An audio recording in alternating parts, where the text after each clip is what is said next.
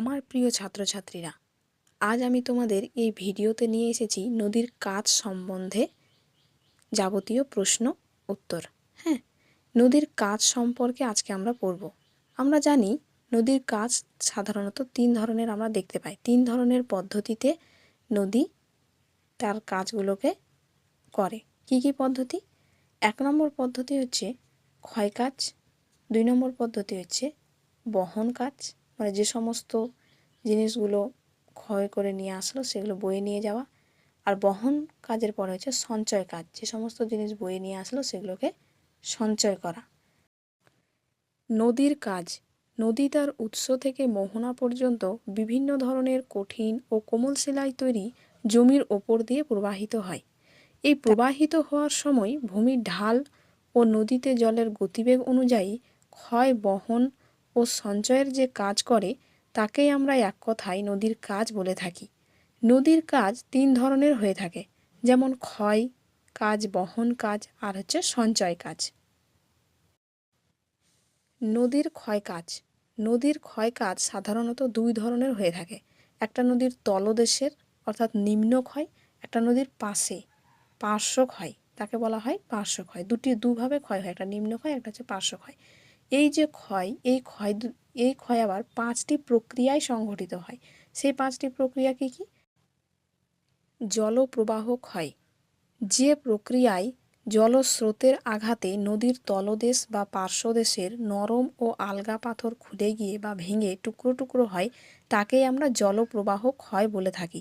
অর্থাৎ এই ক্ষয়টা হবে জলস্রোতের আঘাতে। ঠিক আছে, প্রচণ্ড জলের স্রোত যদি থাকে তখন সেই জলের স্রোতের আঘাতে কি হবে, নদীর তলদেশ আর পার্শ্বদেশটাকে ক্ষয় করবে। এটাকেই আমরা বলে থাকছি জলপ্রবাহ ক্ষয়। দেখো, জলপ্রবাহ ক্ষয়টা চিত্রের মাধ্যমে যদি দেখাই, এটা হচ্ছে নদীর তলদেশ। হ্যাঁ, নদীর তলদেশ, নদীর জল, এই যে নদীর তলদেশের ওপর দিয়ে জলটা প্রবাহিত হচ্ছে, তাই তো? যদি নদীর স্রোত প্রচুর থাকে, নদীর স্রোতের অর্থাৎ নদীর গতিবেগ যদি অত্যন্ত বেশি হয়, তখন কি হবে, নদীর তলদেশ, এই নদীর তলদেশ আর নদীর পার্শ্ব দেশে কি করবে, ক্ষয় করবে। ফলে নদীর তলদেশের ভূমিরূপটা কেমন হবে, এইভাবে উঁচু নিচু ভূমিরূপ তৈরি হবে। হ্যাঁ, যেহেতু এটা জলের স্রোতের আঘাতে ক্ষয় হচ্ছে, ফলে দেখো উঁচু নিচু অনেকটা ঢেউ খেলানো টাইপের নদীর তলদেশ গঠিত হচ্ছে। এটা হচ্ছে জলপ্রবাহ ক্ষয়। 2 নম্বর কি? বুদবুদ ক্ষয়। বুদবুদ ক্ষয়টা কি? নদীর জলস্রোতের মধ্যে অনেক সময় দেখবে বুদবুদ দেখতে পাওয়া যায়। হ্যাঁ, এই বুদবুদগুলো যদি কোনো বড় পাথরের গায়ে এসে ফেটে যায়, তাহলে সেই শিলাটা কী করে, চূর্ণ বিচূর্ণ করে। 1 সেমি ব্যাসযুক্ত বুদবুদ 18 কেজি ওজনের হাতুড়ির মতো আঘাত করে। ঠিক আছে, 18 কেজি ওজনের একটা হাতুড় যেভাবে কোনো একটা শিলাস্তরকে আঘাত করে চূর্ণ বিচূর্ণ করতে পারবে, ঠিক সেরকমই 1 সেমি ব্যাসযুক্ত একটা বুদবুদও কিন্তু একটা শিলা স্তরের ওপরে যদি এসে ফেটে যায়, তাহলে সেই শিলা স্তরটাকে চূর্ণ বিচূর্ণ করবে। এটাকেই বলা হচ্ছে বুদবুদ ক্ষয়। যেহেতু এটা বুদবুদের মাধ্যমে সেই বুদবুদটা কোনো শিলাতে এসে ফেটে চূর্ণ বিচূর্ণ হলো, তাই এটাকে আমরা বুদবুদ ক্ষয় বলে থাকছি। দেখো, এই চিত্রের মাধ্যমে বুদবুদ ক্ষয়টা দেখো, এটা নদীর তলদেশের ওপর দিয়ে জল প্রবাহিত হচ্ছে। জল প্রবাহিত হওয়ার সময় দেখবে অনেক সময় জলে অনেক বুদবুদ সৃষ্টি হয়। সেই বুদবুদের মধ্যে কি হয়, অনেক বাষ্প চাপ থাকে। হ্যাঁ, বায়ু কি করে, চাপ থাকে, বায়ু চাপ।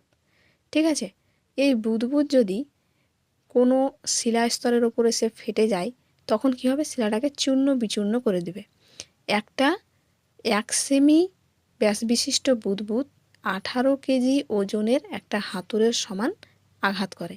হ্যাঁ, ফলে একটা বুদবুদ একটা পাথরের উপরে ফেটে যাওয়ার ফলে সেই বড় শিলাটাকে কী করে, চূর্ণ বিচূর্ণ করে দেয়। এটা এইভাবেই যে ক্ষয়টা হচ্ছে, এটাকেই আমরা বলছি বুদবুদ ক্ষয়। অবঘর্ষ ক্ষয়।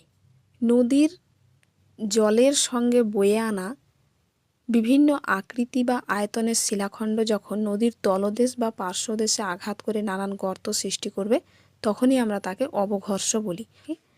এই যে এটা হচ্ছে নদীর তলদেশ। হ্যাঁ, নদী তার স্রোতের সঙ্গে কি করছে, নদী একটা বয়ে যাচ্ছে, নদী তার জলের স্রোতের সঙ্গে বিভিন্ন আকৃতি বা আয়তনের শিলাখণ্ড বয়ে নিয়ে আসছে। এই শিলাখণ্ডগুলি নদীর তলদেশ ও পার্শ্বদেশে আঘাত করছে। আঘাত করার ফলে বিভিন্ন আকৃতির গর্তের সৃষ্টি হচ্ছে, নানান ধরনের গর্ত সৃষ্টি করছে। এটাকেই আমরা বলছি অবঘর্ষ ক্ষয়। ঘর্ষণ ক্ষয়টা কি? যে প্রক্রিয়ায় নদী বাহিত প্রস্তরখণ্ডগুলি পরস্পরের সঙ্গে সংঘর্ষে লিপ্ত হয়ে ভেঙে বালি, পলি, কাদায় পরিণত হয় তাকে ঘর্ষণ ক্ষয় বলে। চিত্রে দেখো ঘর্ষণ ক্ষয়টা কি। এটা নদীর তলদেশ, তার উপর দিয়ে কী হচ্ছে, নদী প্রবাহিত হচ্ছে। নদী প্রবাহিত হওয়ার সময় দেখো অনেক শিলাখণ্ড, বড় বড় শিলাখণ্ড বয়ে নিয়ে আসছে। দেখা গেল যে দুটি বড় বড় শিলাখণ্ডের মধ্যে কি হলো, পরস্পরের মধ্যে সংঘর্ষ বাঁধলো। হ্যাঁ, মানে ধাক্কা লাগলো, দুজনের মধ্যে ধাক্কা লাগলো, সংঘর্ষ হলো। এই দুজন ধাক্কা লাগার ফলে কি হলো, সেটা দুটোই কি হবে, চূর্ণ বিচূর্ণ হয়ে যাবে। চূর্ণ বিচূর্ণ হয়ে অনেক ছোট ছোট বালি পলিতে পরিণত হবে। এই দেখো ছোট ছোট বালি পলিতে পরিণত হয়েছে।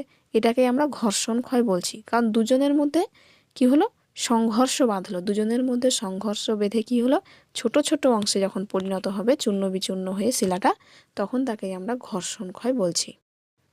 দ্রবণ ক্ষয়, জিপসাম, ডোলোমাইট, খনিজ লবণ, চক, চুনাপাথর যে প্রক্রিয়ায় নদীর জলে দ্রবীভূত হয়ে ক্ষয় পায় তাকে দ্রবণ ক্ষয় বলে। নদীর বহন কাজ। নদীর বহন কাজটা কি দেখো, নদীর ক্ষয়কার্যের ফলে যেসব ক্ষয়প্রাপ্ত পদার্থ অর্থাৎ প্রস্তরখণ্ড, নুড়ি, বালি, কাদা ইত্যাদি নদীর জলস্রোতের দ্বারা এক স্থান থেকে অন্য স্থানে স্থানান্তরিত হয় তাকেই আমরা বহন কাজ বলি।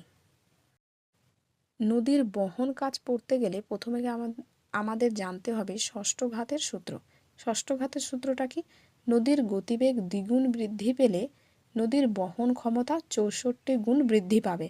নদীর গতিবেগের সঙ্গে তার বহন ক্ষমতার এই আনুপাতিক সম্পর্ককে ষষ্ঠ ঘাতের সূত্র বলে। 1842 খ্রিস্টাব্দে বিজ্ঞানী ডাব্লু হপকিন্স এটি উদ্ধার করেন। নদীর বহন ক্ষমতা তিনটি প্রধান কারণের উপর নির্ভর করে। কি কি সে তিনটি কারণ? কণিকার আকৃতি, ঘূর্ণন গতি এবং স্রোতের গতিবেগের ওপর। নদীর চারটি প্রক্রিয়ায় বহন কাজ করে। সে চারটি প্রক্রিয়া কি কি এখন আলোচনা করব। প্রথম প্রক্রিয়াটা কি? 1 নম্বর প্রক্রিয়া কি? দ্রবণ প্রক্রিয়া। দ্রবণ প্রক্রিয়া জিপসাম, ডোলোমাইট, খনিজ লবণ, চক, চুনাপাথর যে প্রক্রিয়ায় নদীর জলে দ্রবীভূত হয়ে জলের স্রোতে বাহিত হয় তাকেই আমরা বলে থাকি দ্রবণ প্রক্রিয়া। ভাসমান প্রক্রিয়া সূক্ষ্ম ও স্বল্প ওজনের পলি, বালি, কাদা যে প্রক্রিয়ায় নদীর জলস্রোতে ভাসমান অবস্থায় ঘুরতে ঘুরতে অন্যত্র বাহিত হয় তাকেই ভাসমান প্রক্রিয়া বলে। ভাসমান প্রক্রিয়াটা দেখো চিত্রের মাধ্যমে। নদী কী করছে? বয়ে যাচ্ছে। এটা নদীর তলদেশ।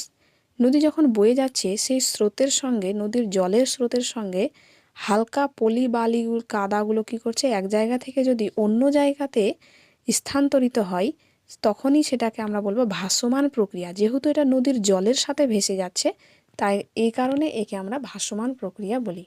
লম্ফ দান প্রক্রিয়া বড় ও ভারী প্রস্তরখণ্ডগুলি যে প্রক্রিয়ায় জলস্রোতে তাড়িত হয়ে ভূগর্ভে বারবার ধাক্কা খেয়ে লাফিয়ে লাফিয়ে এগিয়ে চলে তাকে লম্ফদান প্রক্রিয়া বলে।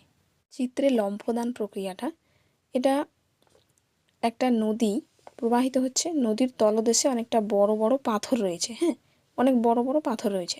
জলস্রোতের আঘাতে কি করছে, পাথরটা যদি এইভাবে এক জায়গা থেকে লাফিয়ে আরেক জায়গাতে আসে, এইভাবে এক জায়গা থেকে লাফিয়ে আরেক জায়গাতে আসলো, এইভাবে এই জায়গা থেকে লাফিয়ে আবার এই জায়গাতে আসলো, এইভাবে যদি পাথরটা লাফিয়ে লাফিয়ে এক জায়গা থেকে অন্য জায়গাতে যায় তখন সেটাকে আমরা বলছি লম্ফদান প্রক্রিয়া। আকর্ষণ প্রক্রিয়া বিভিন্ন আকারের ভারী প্রস্তরখণ্ড যে প্রক্রিয়ায় জলস্রোতের টানে নদী তলদেশে গড়িয়ে গড়িয়ে বাহিত হয় তখন তাকে আমরা আকর্ষণ প্রক্রিয়া বলি। আকর্ষণ প্রক্রিয়াটা চিত্রের মাধ্যমে দেখো।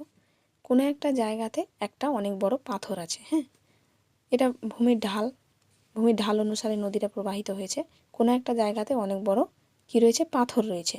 এই পাথরটা যদি গড়িয়ে গড়িয়ে এক জায়গা থেকে অন্য জায়গাতে যায়, হ্যাঁ, গড়িয়ে গড়িয়ে যাবে, একটা অনেক বড় পাথর, সে তো লাফিয়ে বা ভেসে যেতে পারবে না। সে কী করবে, নদীর তলদেশের সঙ্গে গড়াতে গড়াতে গড়াতে গড়াতে মোহনার কাছাকাছি এসে পৌঁছাবে। তখনই সেটাকে আমরা বলছি আকর্ষণ প্রক্রিয়া। নদীর সঞ্চয় বা অবক্ষেপণ। নদীর মধ্য ও নিম্ন গতিতে নদীর বহন ক্ষমতা যদি হ্রাস পায় এবং নদীর জলের গতিবেগ কমে গেলে, নদীর ঢাল কমে গেলে এবং নদীতে বালি, পলি ইত্যাদির বোঝা বেড়ে গেলে, নদীপথে হঠাৎ কোনো বাধা তৈরি হলে নদী তার বহনীয় পদার্থগুলিকে, মানে যেগুলো পদার্থ বয়ে নিয়ে আসে, পদার্থগুলিকে কী করে, নদীর তলদেশে অধঃক্ষেপণ করে বা সঞ্চয় করে। তাকেই আমরা বলে থাকি সঞ্চয় বা অবক্ষেপণ। এই নদী সঞ্চয় ও অবক্ষেপণ বেশি করে কখন, বার্ধক্য পর্যায়ে, নদীর বার্ধক্য পর্যায়ে। যদি আমরা উদাহরণ দেখি, সেটাকে হুগলি নদী। অবক্ষেপণের ফলে কি হয়, নদী প্লাবনভূমি, স্বাভাবিক বাঁধ, বদ্বীপ গড়ে তোলে, যেমন গঙ্গা, পদ্মা, মেঘনার বদ্বীপ। দেখো, এই চিত্রটার মাধ্যমে অবক্ষেপণটা একটু বুঝে নাও, তাহলে তোমাদের বুঝতে আরও সুবিধা হবে। এই যে নদী কী করছে, উচ্চ পার্বত্য এলাকা থেকে প্রবাহিত হয়ে মধ্যগতিতে এসে পৌঁছাচ্ছে, মধ্যগতি থেকে নিম্ন গতিতে এসে পৌঁছাচ্ছে, তারপরে কী হচ্ছে, মোহনাতে গিয়ে মিশছে। এই যে উচ্চ গতি থেকে যখন নদীটা প্রবাহিত হচ্ছে, তখন বিভিন্ন ধরনের নুড়ি, কাঁকর, বালি বহন করে নিয়ে আসছে, নিয়ে এসে মোহনা পর্যন্ত বয়ে নিয়ে আসছে। এই মোহনার কাছে যখন সেগুলো পৌঁছাবে, তখন যদি নদীর গতিবেগ কম হয়, মোহনার কাছে, এই যে মোহনা, এখানে যদি নদীর গতিবেগ কম হয় বা নদীর যে সমস্ত নুড়ি, কাঁকর, বালিগুলো বয়ে নিয়ে আসছে, সেগুলো যদি প্রচুর পরিমাণে বয়ে নিয়ে আসে, হ্যাঁ, অনেকটা পরিমাণে বয়ে নিয়ে আসছে নদী, এরকম যদি পরিস্থিতি হয়, বা নদীর মোহনার কাছে ঢাল, যে ঢালু যে জায়গাটা, এই ঢালু জায়গাটা যদি অনেকটা কমে যায়, ঢালটা যদি অনেকটা কমে যায়, বা নদীর পথে এই মোহনার কাছে যদি কোনো বাধার সম্মুখীন হয়, তখন কি হবে, নদী যে সমস্ত নুড়ি, বালি, কাঁকর এগুলো বয়ে নিয়ে এসেছিল, সেগুলো সেখানে জমা করবে। এর ফলে বিভিন্ন ধরনের ভূমিরূপের সৃষ্টি হতে পারে, যেমন প্লাবনভূমি, স্বাভাবিক বাঁধ, বিভিন্ন প্রকারের বদ্বীপ। এই যে সঞ্চিত করছে, বিভিন্ন ধরনের ভূমিরূপের সৃষ্টি করছে, এই নদীর বাহিত পলিবালি কাদাগুলিকে সঞ্চিত করাকেই বলা হয়, সঞ্চয় করাকেই বলা হয় নদীর অবক্ষেপণ বা নদীর সঞ্চয়।